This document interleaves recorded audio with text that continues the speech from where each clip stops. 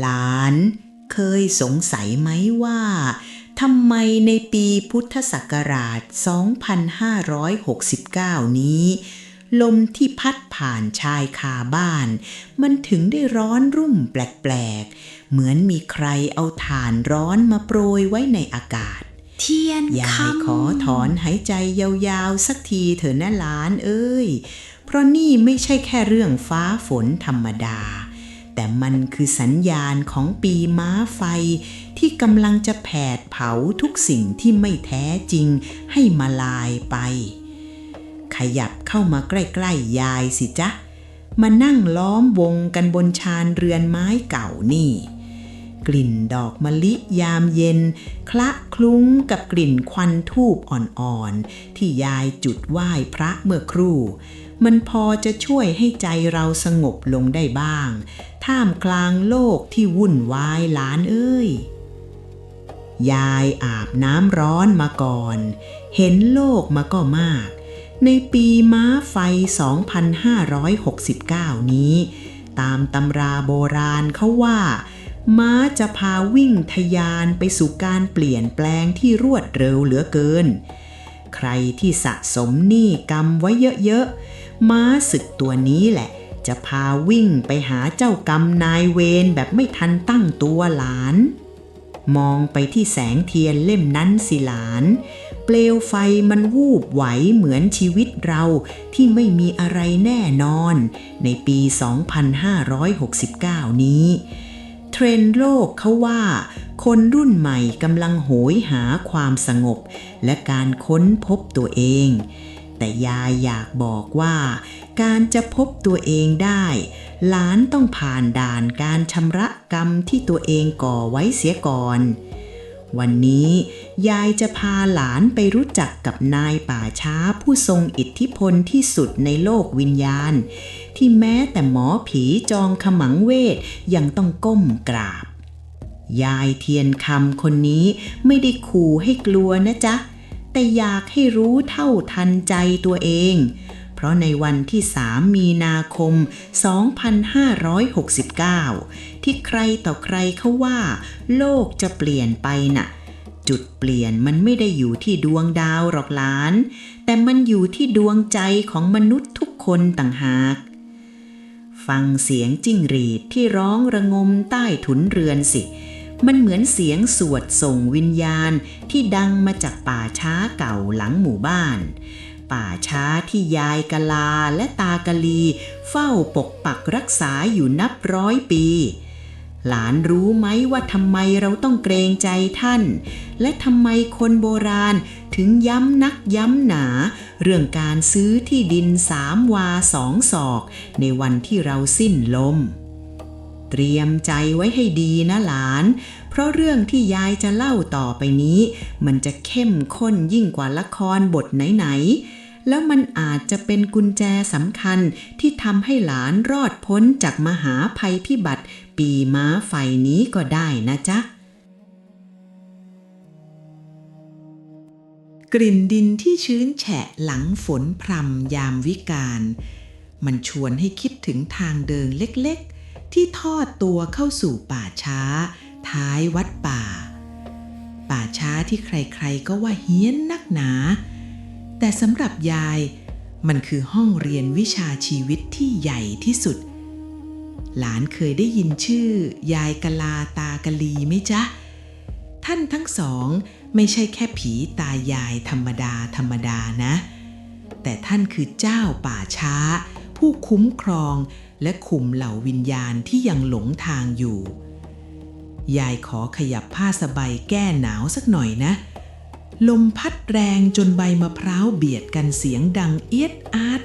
เหมือนเสียงคนเดินบนไม้กระดานในสมัยโบราณก่อนพุทธศาสนาจะรุ่งเรืองคนไทยเรานับถือผีบรรพบุรุษเป็นหลักและยายกะลาและตากะลีนี่แหละคือตัวแทนของพลังอำนาจดั้งเดิมที่ดูแลผืนดินหลังความตายเวลาจะมีพิธีเผาศพหลานจะเห็นคนแก่คนเฒ่าโยนเงินเหรียญใส่ลงไปในโลงศพหรือโยนลงดินและพูดว่ายายกะลาตากะลี ขอซื้อที่3 วา 2 ศอกทำไมต้อง3 วา 2 ศอกละหลานก็เพราะนั่นคือขนาดพื้นที่ที่ร่างกายเราต้องการในยามที่เหลือเพียงร่างไร้วิญญาณยังไงล่ะจ๊ะมันเป็นปริศนาธรรมที่สอนว่าต่อให้หลานมีที่ดินเป็น10,000 ไร่มีคอนโดหรูหราคาเป็น100 ล้านในปีพุทธศักราช 2569 นี้แต่สุดท้ายที่ดินที่หลานจะได้ครอบครองจริงๆก็มีแค่นี้แหละจ้ะยายเห็นคนรุ่นใหม่มักจะแย่งชิงทรัพย์สมบัติกันจนหน้ามืดตามัวแย่งที่ดินกันจนต้องขึ้นโรงขึ้นศาลยายก็ได้แต่ถอนหายใจเพราะสุดท้ายทุกคนก็ต้องมาขอซื้อที่จากยายกะลาและตากะลีเหมือนกันหมดหลานเอ้ยในป่าช้านั่นน่ะยายกะลาและตากะลีท่านไม่ได้ดูที่ความรวยความจนนะท่านดูที่บุญบารมีที่หลานพกติดตัวไปยายเคยได้ยินจากเรื่องเล่าเก่าๆมาว่ามีดวงวิญญาณที่ตอนเป็นคนน่ะยิ่งใหญ่นักมีแต่คนก้มหัวให้แต่พอตายไปกลับไม่มีเงินแม้แต่จะซื้อที่ในป่าช้าเพราะกรรมที่เบียดเบียนคนอื่นไว้มันหนักหนาสาหัสจนยายกะลางไม่ยอมให้เข้าหลานลองนึกดูสิว่ามันจะโดดเดี่ยวแค่ไหนถ้าไม่มีที่ไปในโลกหลังความตายแล้วหลานรู้ไหมว่าเงินที่ใช้ซื้อที่ดิน3 วา 2 ศอกน่ะท่านไม่ได้ต้องการแบงค์พันหรือทองคำแท่งหรอกนะแต่มันคือเหรียญเงินที่ผ่านพิธีกรรมอย่างถูกต้องต่างหากซึ่งมันก็เชื่อมโยงไปถึงเรื่องเงินปากผีที่คนชอบเอาไปทำของขลังกันนั่นแหละจ้ะแต่อาถรรพ์ของมันน่ะร้ายแรงนักนะหลานเคยได้ยินเรื่องคนที่แอบไปงัดโลงศพเพื่อเอาเงินปากผีมาใช้ไหมยายจะบอกให้ว่าจุดจบของพวกเขาไม่เคยสวยงามเลยสักรายและในปีม้าไฟที่กำติดจรวดแบบนี้ใครที่คิดจะเบียดเบียนแม้แต่คนตายยายขอเตือนไว้เลยนะจ๊ะว่าเตรียมตัวรับมือกับความพินาศได้เลยมานี่สิยายจะเล่าให้ฟังกลิ่นธูปที่ไหม้ลามถึงก้านมันส่งกลิ่นฉุนกึกเข้าจมูกยายเหมือนจะเตือนถึงเรื่องราวที่มันไม่ค่อยเป็นมงคลเท่าไหร่นักแต่ต้องเล่าให้ฟังหลานเคยเห็นเหรียญบาทหรือเหรียญสลึงที่เขาเอาห่อผ้าขาวแล้วใส่ไว้ในปากคนตายไหมจ๊ะนั่นแหละที่เขาเรียกว่าเงินปากผีคนโบราณเขาฉลาดนักเขาไม่ได้ใส่ไปเพื่อเป็นค่าเดินทางไปสวรรค์อย่างที่คนเข้าใจผิดกันหรอกนะแต่มันคือปริศนาธรรมที่ว่าตายไปแม้แต่บาทเดียวก็เอาไปไม่ได้ยายขอขยับเก้าอี้ไม้เสียงดังเอี๊ยดฟังไว้นะหลานในทุกสัญชาติไม่ว่าจะเป็นอินเดียพม่าจีนหรือเวียดนามเขาก็มีความเชื่อเรื่องการใส่เงินหรือข้าวสารไว้ในปากศพเหมือนกันหมดเพื่อเป็นสัญลักษณ์ของการสละทรัพย์สินครั้งสุดท้ายแต่ความโลภของคนเรามันไม่มีที่สิ้นสุดนะสิหลานเอ้ยในปีพุทธศักราช 2569 ที่คนหิวเงินกันจนลืมศีลธรรมยายได้ยินข่าวมาว่ามีพวกใจบาปพยายามจะเอาเงินปากผีมาทำเป็นเครื่องรางของขลังเพื่อโชคลาภหลานลองนึกภาพตามยายนะในความมืดมิดของเมนเผาศพยามวิกาลกลิ่นเนื้อไหม้ที่คละคลุ้งกับน้ำมันสนสัปเหร่อใจทมิฬใช้ครีมเหล็กงัดปากศพที่กำลังถูกไฟเผาเพื่อหยิบเอาเงินเหรียญที่ร้อนแดงออกมาหลานเอ้ยยายแค่เล่าขนหน้ามันยังลุกตั้งชันไปหมดเงินตัวนี้มันอาถรรพ์นักเพราะมันคือทรัพย์สินชิ้นสุดท้ายที่วิญญาณเขายังยึดเหนี่ยวไว้ใครที่ไปแย่งเอามาจากเขาโดยที่เขาไม่ได้เต็มใจให้เจ้าของเหรียญเขาก็จะตามมาทวงคืนถึงหัวบันไดบ้านเลยเชียวล่ะยายเคยเห็นคนแถวบ้านเมื่อหลาย10 ปีก่อนพกเงินปากผีเพราะเชื่อว่าจะทำให้เล่นพนันชนะแรกๆมันก็ได้อยู่หรอกนะหลานแต่ไม่นานนักก็เริ่มพูดคนเดียวเห็นเงาดำเดินตามหลังตลอดเวลาจนสุดท้ายต้องเสียสติไป นี่แหละคือหนี้กรรมที่เบียดเบียนคนตายในปีที่กรรมมันทำงานเร็วเหลือเกินยายไม่ได้อยากให้หลานกลัวนะจ๊ะแต่อยากให้รู้ว่ากรรมจากการเบียดเบียนน่ะมันไม่คุ้มเลยจริงๆแล้วหลานรู้ไหมว่าในปีม้าไฟ 2569 นี้มีคนบอกว่าเงินปากผีของศพที่ตายวันเสาร์เผาวันอังคารจะมีฤทธิ์เดชมากที่สุดยายฟังแล้วก็ได้แต่สลดใจเพราะคนมักจะแสวงหาอำนาจจากสิ่งลี้ลับข้างนอกแต่ไม่เคยมองดูอำนาจแห่งศีลในตัวเองเลยหลานเอ้ยเงินทองน่ะมันของนอกกายหาเมื่อไหร่ก็ได้ถ้าหลานขยันและมีสติแต่อย่าได้ไปคล้องแวะกับของอาถรรพ์พวกนี้เลยนะจ๊ะเพราะเจ้าของเขาหวงนักหนายิ่งถ้าปีนี้ดวงเมืองมันแรงใครที่ดวงตกแล้วไปพกของพวกนี้เข้ายายเกรงว่าชีวิตจะพังพินาศยิ่งกว่าที่เคยเป็นนะจ๊ะหลานลองมองไปที่ท้องฟ้ายามค่ำคืนสิความมืดมันกว้างใหญ่กว่าแสงสว่างเสมอ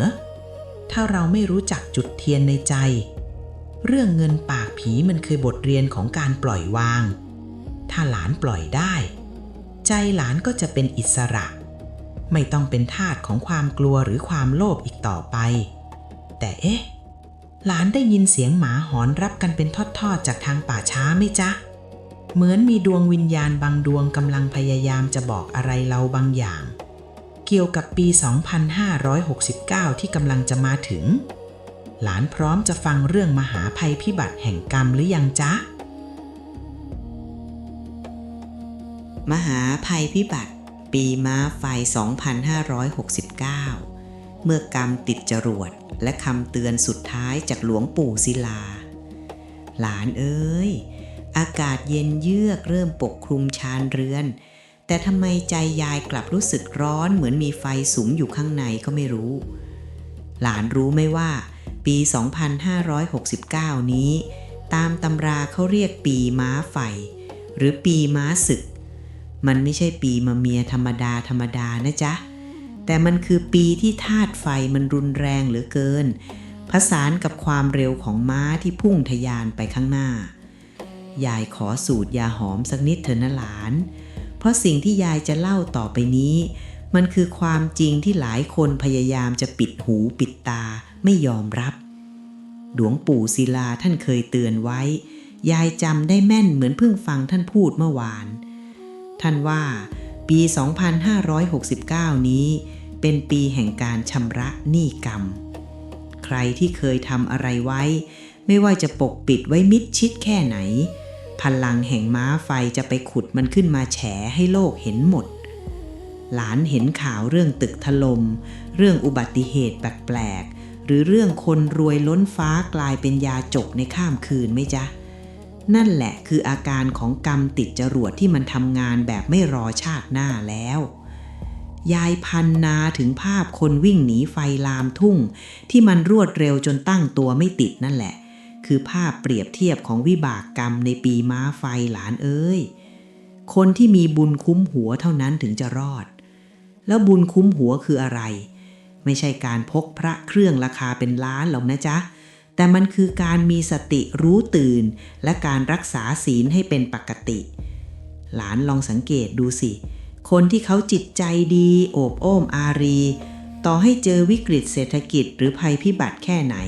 เขาก็มักจะมีช่องทางรอดมีคนหยิบยื่นมือมาช่วยเสมอแต่หลานรู้ไหมว่าวันที่3 มีนาคม 2569 ที่คนเขากลัวกันนักหนาว่าโลกจะเปลี่ยนไปน่ะยายมองว่ามันคือวันฟ้าเปิดสำหรับคนดีนะจ๊ะใครที่ทำความดีมาตลอดทนลำบากสร้างบารมีมานานปีนี้แหละจะเป็นปีที่ฟ้าจะประทานพรให้รวยแบบไม่ทันตั้งตัวเหมือนม้าที่พาวิ่งไปหาขุมทรัพย์ยังไงอย่างนั้นเลยละจ้ะแต่สำหรับคนที่ยังหลงระเริงในอำนาจเบียดเบียนผู้อื่นหรือโกงกินบ้านเมืองยายก็ได้แต่สลดใจเพราะม้าศึกตัวนี้จะพาพวกเขาพุ่งชนกำแพงแห่งกรรมอย่างเลี่ยงไม่ได้ยายเห็นคนสมัยนี้ชอบเปรียบเทียบตัวเองกับคนอื่นในโซเชียลเห็นเขาได้ดีก็อิจฉาเห็นเขาตกต่ำก็เหยียบย่ำ ยายอยากให้หลานวางมือจากโทรศัพท์นั่นสักครู่แล้วมองดูฝ่ามือตัวเองสิจ๊ะหลานเห็นเส้นลายมือที่ตัดกันเป็นรูปกากบาทกลางฝ่ามือไหมหลานรู้ไหมว่ามันมีความหมายลึกซึ้งกว่าที่หมอดูเขาบอกกันนะจ๊ะเพราะมันคือเครื่องเตือนใจว่าหลานมีต้นทุนบุญมาพอสมควรแต่อย่าได้ใช้บุญนั้นไปในทางที่ผิดเด็ดขาดลมหนาวพัดมาวูบหนึ่งจนเทียนเกือบดับยายรีบเอามือป้องไว้หลานเอ้ยชีวิตเรามันก็เปราะบางเหมือนเปลวเทียนนี่แหละในปี 2569 นี้อะไรที่มันไม่เที่ยงมันจะแสดงให้เห็นชัดเจนที่สุดหลานพร้อมจะไปดูความจริงที่ซ่อนอยู่ในลายมือของหลานหรือยังจ๊ะแล้วหลานรู้ไหมว่าทำไมคนที่มีกากบาทกลางฝ่ามือถึงถูกเลือกให้เป็นผู้อยู่รอดในมหาพายุแห่งกรรมครั้งนี้ขยับเข้ามาสิจ๊ะยายจะขอดูมือหลานหน่อยเรื่องลับกากบาทกลางฝ่ามือ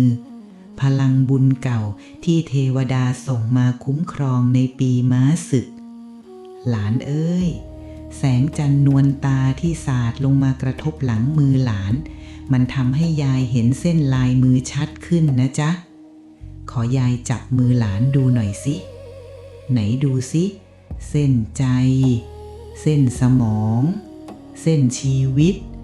อ๋อนี่ไงกากบาทกลางฝ่ามือที่เขาเลื่องลือกันหลานรู้ไหมว่าในตำราโบราณน่ะเขาเรียกกากบาทนี้ว่าเส้นเทวานุรักษ์หรือเส้นสัมผัสพิเศษมันไม่ใช่เรื่องบังเอิญหรอกนะจ๊ะที่มีเส้นนี้ปรากฏขึ้นมาคนที่มีกากบาทกลางฝ่ามือน่ะมักจะเป็นคนที่มีบุญเก่าหนุนนำมาเยอะหลานอาจจะเคยรู้สึกว่าเวลาเจอเรื่องเฉียดตายหรือเจอวิกฤตหนักๆในชีวิตมักจะมีอะไรบางอย่างมาดลใจหรือมีคนมาช่วยอย่างปาฏิหาริย์เสมอนั่นแหละจ้ะคือพลังของสิ่งศักดิ์สิทธิ์ที่ท่านคุ้มครองหลานอยู่แต่หลานฟังยายนะมีบุญน่ะดีแล้วแต่ถ้าใช้บุญไปในทางที่ผิดหรือทำชั่วเพียงเล็กน้อยกรรมจะตามสนองแรงกว่าคนอื่นถึง2 เท่าเลยนะจ๊ะในปีม้าไฟ 2569 นี้คนที่มีกากบาทกลางฝ่ามือมักจะรู้สึกร้อนรุ่มหรือมีลางสังหรณ์บางอย่างแรงกว่าปกติยายบรรยายถึงความรู้สึกเหมือนมีเข็มเล็กๆทิ่มแทงที่ฝ่ามือเวลาที่หลานกำลังจะทำเรื่องไม่ดีนั่นคือสัญญาณเตือนจากเทวดาประจำตัวนะจ๊ะหลานเอ้ยในปีที่กรรมทำงานเร็วแบบนี้หลานต้องใช้กากบาทนี้เป็นเครื่องเตือนสติเวลาจะพูดจะคิดหรือจะทำอะไรให้นึกถึงกากบาทนี้ไว้ว่าเราเป็นคนมีครูมีเทพคุ้มครองอย่าให้ท่านต้องเสียใจหลานรู้ไหมว่าหลวงปู่ศิลาท่านเคยบอกว่าคนที่มีกากบาทนี้แหละคือผู้ที่จะรอดจากมหาภัยพิบัติเพราะท่านเหล่านี้มักจะมีจิตใจที่เมตตาโดยสันดานชอบช่วยเหลือผู้อื่นและมักจะมีความกตัญญูเป็นที่ตั้งซึ่งความดีเหล่านี้แหละจ้ะที่จะเป็นเกราะแก้วกำบังภัยชั้นดีในปีม้าศึกยายเห็นหลานชอบไปมูเตลูหาของขลังมาพกแต่ยายจะบอกให้ว่าไม่มีของขลังชิ้นไหนจะศักดิ์สิทธิ์เท่ากับกากบาทแห่งความดีในใจหลานหรอกนะจ๊ะยายเคยเห็นคนคนหนึ่งเขามีกากบาทชัดมากทั้ง2 มือเลยนะหลานแต่เขาหลงระเริงในอำนาจเงินทองใช้กากบาทนั้นไปหลอกลวงคนอื่นสุดท้ายในปีม้าไฟที่ตามคำทำนายนะเขาต้องสูญเสียทุกอย่างแม้แต่ครอบครัวนี่แหละคือตัวอย่างของการเบิกบุญมาใช้ผิดทางหลานเอ้ยยายเล่ามาเนี่ยไม่ได้อยากให้หลานกลัวแต่อยากให้หลานรู้เท่าทันบุญบารมีของตัวเองลมกลางดึกพัดแรงจนใบตองแห้งเสียดสีกันเสียงดังแกรกแกรกเหมือนเสียงเดินของใครบางคนที่ป่าช้า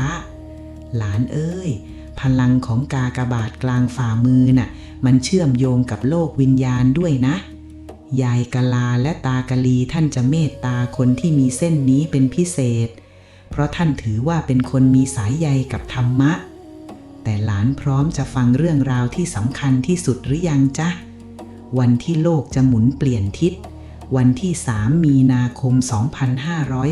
2569วันที่ความลับทุกอย่างจะถูกเปิดเผยขยับเข้ามาสิจ๊ะยายมีเรื่องสำคัญจะกระซิบให้ฟัง3 มีนาคม 2569เมื่อโลกเปลี่ยนทิศและรหัสลับการเบิกบุญมาใช้ทันตาหลานเอ้ย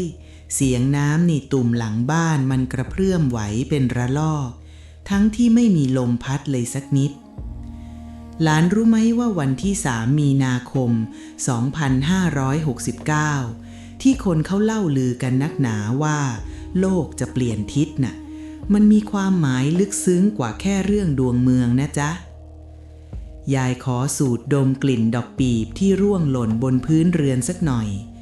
กลิ่นหอมจางๆนี้มันเตือนให้ยายคิดถึงความดีที่สะสมมาตามนิมิตของครูบาอาจารย์ท่านว่าวันที่3 มีนาคม 2569จะเป็นวันที่ประตูมิติแห่งกรรมเปิดออกกว้างที่สุด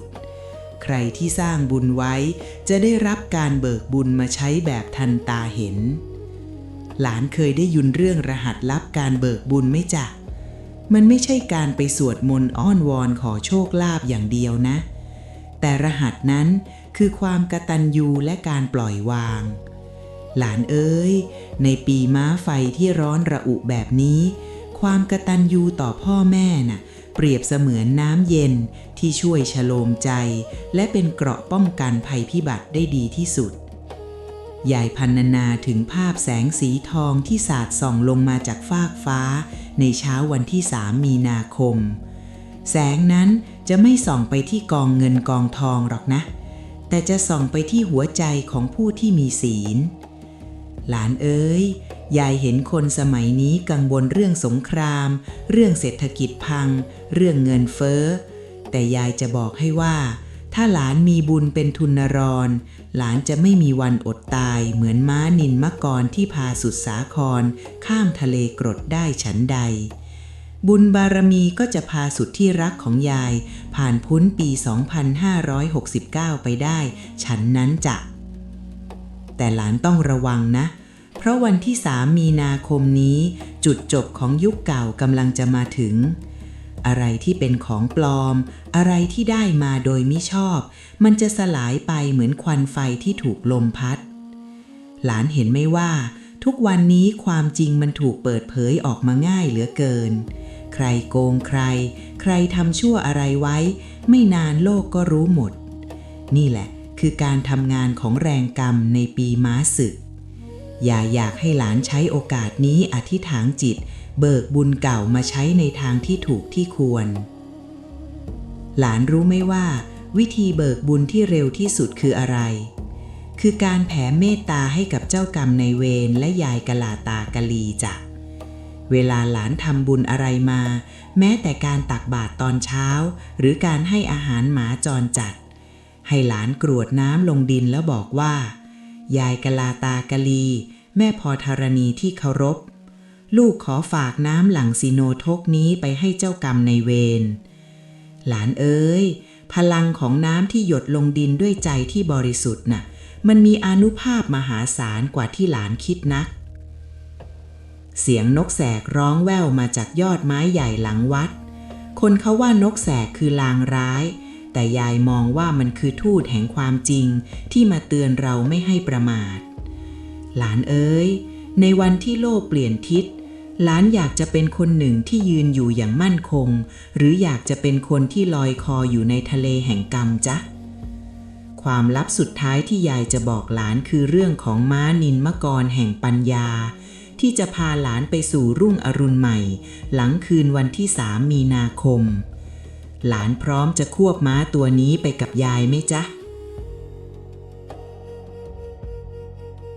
ม้านินมังกรแห่งปัญญาการควบทะยานผ่านพายุเพลิงกำสู่รุ่งอรุณใหม่หลานเอ้ยแสงดาวบนฟ้าเริ่มริบหรี่ลงทุกทีเหมือนกำลังจะเปิดทางให้แสงเงินแสงทองของวันใหม่ได้ทำหน้าที่หลานรู้ไหมว่า ในบรรดาม้าทั้งหมดม้าที่วิเศษที่สุดสำหรับคนไทยเราก็คือม้านิลมังกรม้าที่มีเขี้ยวเป็นเพชรเกล็ดเป็นนิลลิ้นเป็นปานยายเปรียบม้าตัวนี้เหมือนกับสติและปัญญาของเราที่ต้องเข้มแข็งและแกร่งกล้าดั่งเพชรนิลจินดายังไงล่ะจ๊ะในปีม้าไฟ 2569 ที่พายุแห่งกรรมพัดกระหน่ำแบบนี้หลานต้องฝึกที่จะควบม้าแห่งปัญญานี้ให้ชำนาญนะจ๊ะอย่าปล่อยให้ความกลัวความโลภหรือความโกรธมาเป็นคนบังคับม้าแทนหลานยายบรรยายถึงความรู้สึกเวลาเราคุมม้าไม่อยู่มันจะพาเราวิ่งตกหน้าผาพินาศไปพร้อมกับอารมณ์ชั่ววูบยายเห็นคนรุ่นใหม่มักจะใจร้อนอยากได้อยากมีแบบรวดเร็วเหมือนม้าวิ่งแต่ยายอยากบอกว่าความเร็วที่ปราศจากสติคือหนทางสู่ความหายนะนะจ๊ะหลานลองมองไปที่ยอดไม้ใหญ่สิจ๊ะยายบรรยายถึงภาพม้านิลมังกรที่วิ่งเหยียบยอดเมฆได้อย่างนุ่มนวลนั่นแหละคือคนที่มีธรรมะในใจต่อให้โลกภายนอกจะวุ่นวายมีสงครามหรือมีภัยพิบัติแค่ไหนเขาก็จะสามารถเดินอยู่บนกองเงินกองทองของบุญกุศลที่ตัวเองสร้างมาได้อย่างสง่างามหลานเอ้ยในปี 2569 นี้คนที่จะรวยและรอดคือคนที่รู้จักการบริหารใจให้คงความตื่นรู้อยู่เสมอยายขอถอนหายใจยาวๆด้วยความเอ็นดูหลานเอ้ยยายเล่าเรื่องป่าช้าเรื่องเงินปากผี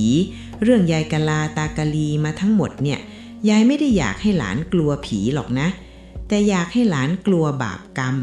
เพราะผีน่ะเขาทำอะไรเราไม่ได้หรอกจ้ะถ้าเรามีศีลคุ้มตัวแต่กรรมนี่สิจ๊ะต่อให้หลานหนีไปสุดขอบฟ้าหรือซ่อนตัวอยู่ในตึกที่แข็งแรงที่สุดหลานก็หนีมันไม่พ้นหรอกนะจ๊ะรหัสลับม้านิลมังกรอีกอย่างคือความกตัญญูต่อแผ่นดินจ้ะในปี 2569 ที่ใครต่อใครพากันย้ายถิ่นฐานหรือโหยหาอนาคตที่มองไม่เห็นยายอยากให้หลานหันกลับมาดูแลรากเหง้าของตัวเองดูแลพ่อแม่ดูแลปู่ย่าตายายและดูแลผืนแผ่นดินที่ให้ที่อยู่อาศัยแก่เราเพราะรากที่แข็งแรงนี่แหละจ้ะที่จะช่วยพยุงต้นไม้ชีวิตของหลานไม่ให้ล้มคลืนในยามที่มีพายุเพลิงแห่งกรรมพัดผ่านมาหลานเอ้ยฟ้าเริ่มสว่างรำไรแล้วนะจ๊ะยายขอดูมือกากบาทของหลานอีกทีสิจ๊ะเส้นมันดูสดใสขึ้นเยอะเลยนะนั่นแปลว่าใจหลานเริ่มเปิดรับแสงแห่งปัญญาแล้วล่ะจ้ะหลานพร้อมจะฟังบทสรุปสุดท้ายและรับคำพรจากยายเพื่อไปเผชิญโลกในปี 2569 นี้หรือยังจ๊ะมาสิจ๊ะยายจะบอกเคล็ดลับสุดท้ายที่จะทำให้หลานเป็นผู้มีบุญที่รวยทั้งกายและใจตลอดปีม้าไฟนี้หลานเอ้ย